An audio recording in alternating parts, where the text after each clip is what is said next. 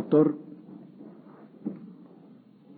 dentro de las enseñanzas gnóstico-científicas se habla mucho acerca de la Atlántida. Por ejemplo, ¿podría ilustrarnos usted al respecto? Ciertamente, la Atlántida de Platón ha dejado de ser simplemente un mito y se ha convertido en un hecho concreto, real y efectivo.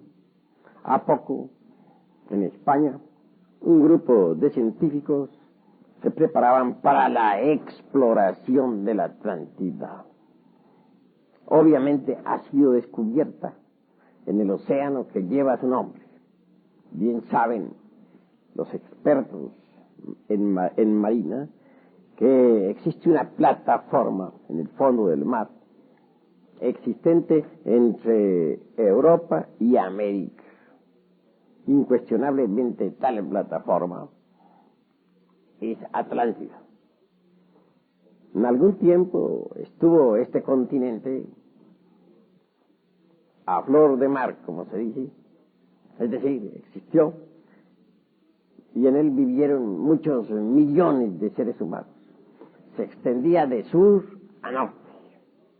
Tuvo una poderosa civilización y más tarde se hundió entre las embravecidas olas del océano. Indubitablemente, la Atlántida desapareció a consecuencia del cuarto movimiento que existe en nuestro mundo Tierra. Quiero referirme en forma enfática al movimiento de revolución de los ejes de la Tierra. Pero no solamente existe el movimiento de rotación, ni solamente el de traslación o balanceo. Hay un cuarto movimiento conocido por la ciencia astronómica, que es el de revolución de los ejes de la Tierra. Así que cuando los ejes de la Tierra pasaron por esa tremenda revolución periódica, la Atlántida fue sumergida entre las olas del océano. Una verticalización de los polos fue más que suficiente como para que los mares cambiaran de lecho y la Atlántida quedase sepultada entre el océano. Pruebas de la existencia de la Atlántida las hay a millones. Por de pronto, hemos de recordar nosotros los jarrones encontrados entre las ruinas de la antigua Troya, descubrimiento que hiciera el arqueólogo Schellbaum, alemán. Jarrones de mármol, piedra o loza, es decir, de distintos materiales en cuyo fondo se hallaron monedas con la firma del rey Cronos de Atlántida. Ese mismo tipo de jarrones se encontró en Tiwanahuaco, Centroamérica, con las mismas monedas y las mismas firmas del rey Cronos de Atlántida. Placas conmemorativas del acontecimiento Atlante las hay en Lhasa y también en Centroamérica, Tiwanahuaco, en donde se recuerda que el país de las lomas de barro, Atlántida, fue sumergido entre el fondo de los océanos en una gran catástrofe. Y todos los libros de los pueblos antiguos, me refiero a los códices del este y del oeste del mundo, recuerdan en sus sagradas escrituras tal acontecimiento. Además, la cuestión racial es de por sí bastante más que suficiente como para dar testimonio de la Atlántida. Veamos, por ejemplo, aquí en nuestro país, en México, a cierto tipo de yucatecos. Trasladémonos por un momento siquiera a Chichén Itzá. Encontraremos el ojo oblicuo propio de la raza japonesa y china oriental. Esto es más que suficiente como para indicarnos un tronco común entre el este y el oeste. Obviamente tal tronco es el único que nos puede explicar esta similitud de razas. Además, si vamos a la cuestión del lenguaje, descubriremos, por ejemplo, a Atlas. en la antigua Grecia, cargando al mundo sobre sus hombros, raíz de Atlantis o Atlántida. Esto viene a recordarnos precisamente al gran continente sumergido, ¿no? Así, a medida que vaya pasando el tiempo y las investigaciones continúen, se irán sacando más y más pruebas de la Atlántida. Pero lo más interesante es que se empiecen ya a sacar del fondo del mar muchas piezas arqueológicas que acaben de quitar la duda de la cabeza a los que aún dudan.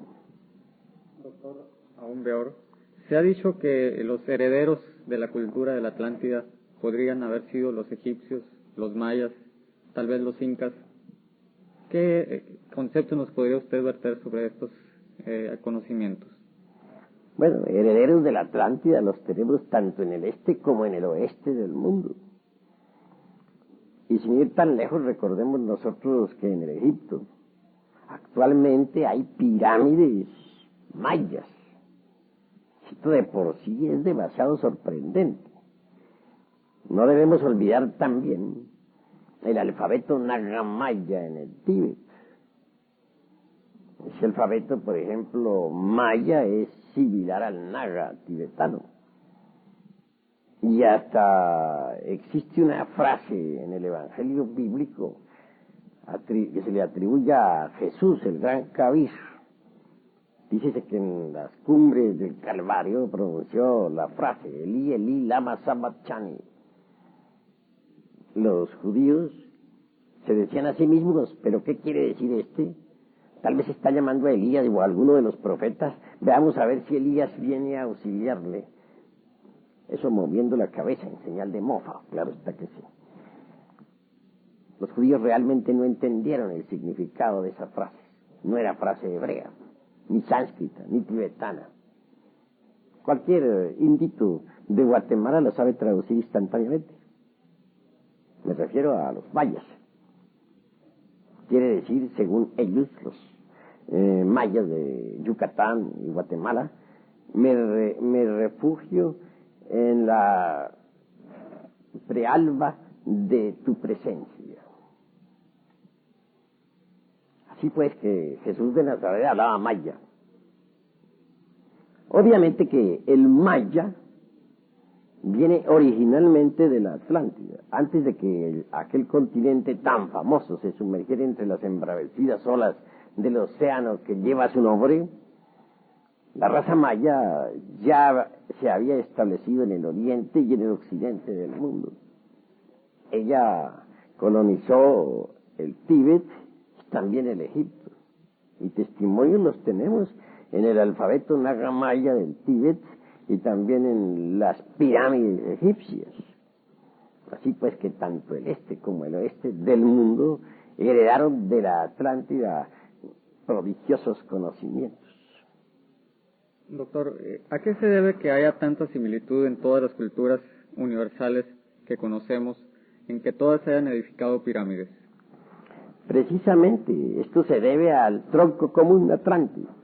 Sería imposible que hubiera tanta similitud entre el este y el oeste si no existiese un tronco común. Indubitablemente la Atlántida habla por sí misma. Restos de la Atlántida tenemos las Antillas y también el archipiélago de las Canarias. Aún más, conceptúo que la misma España es un pedazo de Atlántida. La mismísima España. Así pues, si no hubiera sido por ese tronco común, no podríamos explicarnos la similitud entre el Oriente y el Occidente, en cuestión de pirámides, tradiciones, leyendas, etc.